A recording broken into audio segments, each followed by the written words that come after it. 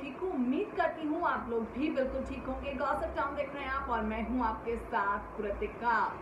दलजीत कौर लगातार अपने दूसरे पति निखिल पटेल पर आरोप लगाती नजर आ रही थी।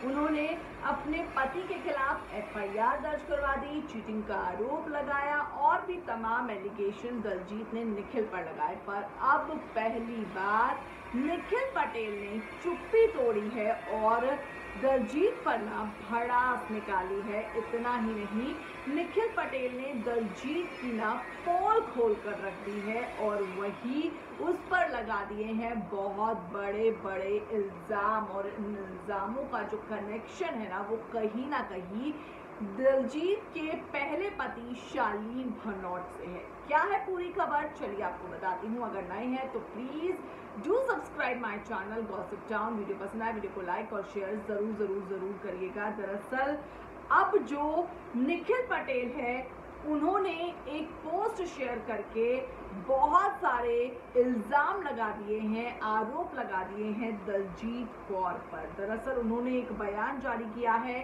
जिसको लेकर उन्होंने दलजीत पर निशाना साधा है। निखिल के मुताबिक दलजीत जानती थी उन्होंने पहली पत्नी से लीगली तलाक नहीं लिया था, बावजूद इसके उनसे शादी की दलजीत ने। वही उन्होंने ये भी कहा कि मैंने दलजीत के पेरेंट्स को इसके संदर्भ में लेटर लिखा था, लेकिन उन्होंने शादी की मंजूरी दी। बैंक्वेट में शादी हुई, इंडिया में सेलिब्रेशन हुआ, लीगल नहीं था। दलजीत का ऐसा कहना कि ये लीगल यूनियन है, जानबूझकर किया गया दिखावा, वो खुद को विक्टिम दिखाना चाहती थी। ये तमाम जो चीजें थी ये निखिल ने दलजीत को लेकर कही है। इतना ही नहीं, दलजीत के लिए खिलाफ आप कह सकते हैं कि जो निखिल है वो आगे कहते हैं पहली पत्नी से तलाक के बाद हम अपने रिश्ते को लीगल करना चाहते थे। दलजीत के केन्या आने के बाद मैंने अपनी सारी एनर्जी उन्हें सेटल करने के लिए लगाई, उन्हें अपना टाइम और संसाधन दिया, उनके प्रोफाइल को रेडी करने के लिए उन्हें स्टूडियो तैयार करके दिया ताकि वो अपना यूट्यूब चैनल और पॉडकास्ट बना सके। लेकिन दलजीत स्क्रिप्ट लिखकर इंडिया भेजती थी, शॉर्ट फिल्मों के लिए वो अपना काम सिक्योर करना चाहती थी, पर अफसोस उन्हें सक्सेस नहीं मिल पाई, जिसकी वजह से वो चीज़ों को लेकर लैक कर रही थी। मैंने एक सपोर्टिव पार्टनर होने के नाते तमाम जो मैं एफर्ट्स कर सकता था दलजीत को सेटल करने के लिए मैंने वो किए थे, पर वो केन्या में नॉन सेलिब्रिटी स्टेटस अपना नहीं पा रही थी, जिसको लेकर वो बेचैन रहती थी। निखिल ने बताया जब से दलजीत इंडिया लौटी हैं 8 महीने में से सोशल मीडिया पर जज हो रहा हूँ। दलजीत ने नया सेशन शुरू होने के 4 दिन बाद बेटे का स्कूल छुड़वाया, मेरी बड़ी बेटी को वॉइस नोट भेजा, मेरे दोस्तों को वॉइस नोट भेजा कि मैं इंडिया छोड़कर हमेशा के लिए जा रही हूँ।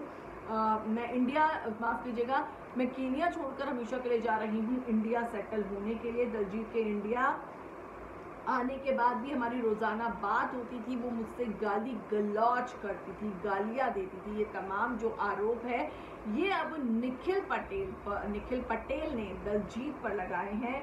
फोन और वीडियो कॉल पर वो मुझे गालियां देती थी, मैंने इस रिश्ते को बचाने की पूरी कोशिश की, दलजीत को केन्या लौट आने को कहा पर वो राजी नहीं हुई। निखिल ने बताया दलजीत कभी उनकी छोटी बेटी से नहीं मिली और बड़ी बेटी को वो अचानक से छोड़कर आ गई तो उसे भी बड़ा झटका लगा है।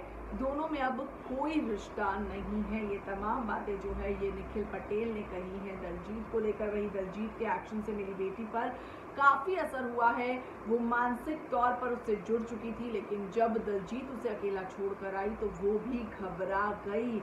मेरी दलजीत से विनती है प्लीज़ मेरे बच्चों को अकेला छोड़ दो, हमें आगे की ज़िंदगी बिताने दो। निखिल ने बताया जून में दलजीत मेरी छवि बिगाड़ने और अपने लिए कंटेंट बनाने के लिए केन्या आई थी, दिखाया कि उनके पास घर नहीं, झूठी कहानी गढ़ी।